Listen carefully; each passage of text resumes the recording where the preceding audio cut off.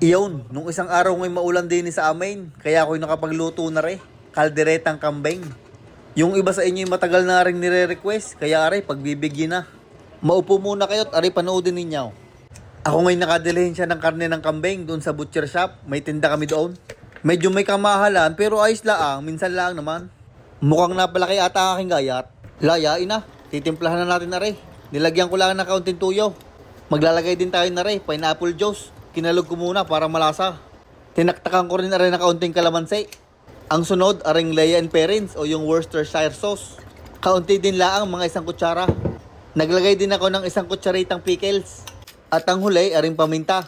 Mga 700 at 87 piraso laang. Kung gusto nyong dagdagan, mga 1,000 pwede. Pagkatapos naon, atin na rin hahaluin. Basta dahan-dahan lang sa lamas at matalas sa mga buto. Ay makalyo na nga yung kamay kaya hindi na natataga. Sunod naman, aring aromatics. Kaunting luya, pampatanggal lang na lansa. Siyempre, may bawang aray. Ang ginamit ko din ay isang ulo ng bawang. At ginayat ko lang aray ng pinong-pinaw. Nilinis ko muna at malagkit ang bawang. At kung wala kayong hasaan, sa puwitan lang ng tasa ay pwedeng-pwede. I-try nyo't effective. Ngayon naman, magagaya tayo ng sibuyas. Ang ginamit ko din ay sibuyas na pula. Mas marami, mas masarap. Iyan, ready na ng ating pangkaldereta. Kung may mamarinate nyo ang karne ng mas matagal kahit isang araw ay mas maigay. Malalaman nyo pag mainit ng kawali, pag ang tubig nagiging parang julain. Pag gayaan, pwede na kayo maglagay ng mantika. Gigisahin ko muna ring bawang at saka luya. At pag yan ay medyo nagbabrown na, ilalagay ko na ring sibuyas.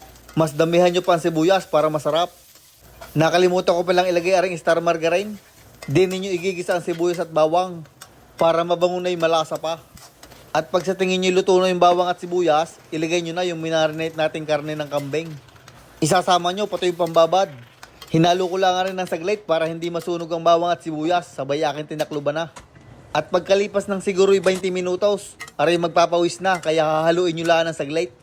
At tatakpan nyo ulit hanggang maiga. Pag may 15 hanggang 20 minutos pa ay parang garne na yan, medyo iga. Hahaluin nyo muna para hindi masunog, sabay atin na rin tutubigan. Mainit na tubig daw aking gamitin, sabi ng tatay. At naglagay din pala ako ng kaunting aswite, pampapula.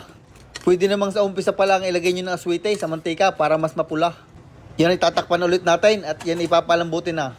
At habang iniintay ko ngayon lumambot, ay ako'y nagutom. Sakto naman at meron din ng skyflakes at saka rinaw.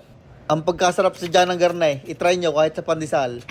Ay may katagalan nga lumambot yung kambing, ay arin nagising ng bata. Siguro yung naamoy ang kaldereta, ay kaya nagising. Binuhat ko muna ng saglit at tuturuan ko magluto. Kita nyo yan, nakapagdurog pa ako ng skyflex habang hawak ang bata. At pagkalipas ng 1.5 oras ata iyon, chinik ko ang karne, ay malambot na. Kaya inilagay ko na ring rino bago ko pa maubos. At saka ring ginayat kong cheese, white cheddar cheese, o kung sa atin ay Eden. Akin lang ulit na rin tinakpan. At pagkalipas na mga 5 minuto ay nilagay ko na ang sili. Siling labuyo ang aking ginamit para talaga naman mahanghang. Tatansyahin nyo din, baka naman sobrang hanghang niyan ay hindi makain ng inyong kasama. Tapos akin na rin tinikman. At nung ayos ng lasa, inilagay ko na yung ating dinurog na skyflakes. Ari ang magpapalapot din sa ating kalderetang kambing. Ay meron pa pala yung peanut butter, 1 kutsara laang. Ay muntikan pang maiwan. Hahaluin nyo lang yan at papakuloy ng konti para lumabas ang lasa. At kung tintiis na laang ay ari na, luto ng ating kalderetang kambing. Ari nga pala Batangas style na kalderetang kambing, yung walang tomato paste o tomato sauce. At wala ring gulay.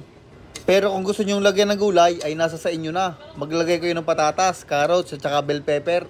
Ay bahala na kayo. Basta ako sasandok na dinit, gutom na. Husay na naman ang ating diet. Pagka isang araw na lang ulit magda-diet, ay paggarnaga naman ng ulam, ay hindi nyo matitiis.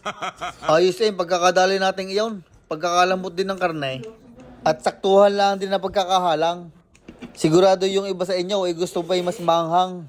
Ay dagdagan nyo na lang ng sili. At pag sadyang maanghang ay nakakaganang kumain. Ang masarap ding ipares din sa kaldereta ay mainit na kaping barakaw. Ay kainamang sarap. Ay paano, hanggang din nilalaang at ako'y nagugutom na uli. I-try nyo iyon at hindi kayo mapapahiya. Shoutout nga pala sa aking ninong Jonas Dandan Vlog, kay Justin Lim, kay Kim Aguda, kay Nico Barboza, kay Rod Mario Camco, at kay Diggy from Kuwait. Salamat sa suporta mga idol at mag-iingat kayo palagi.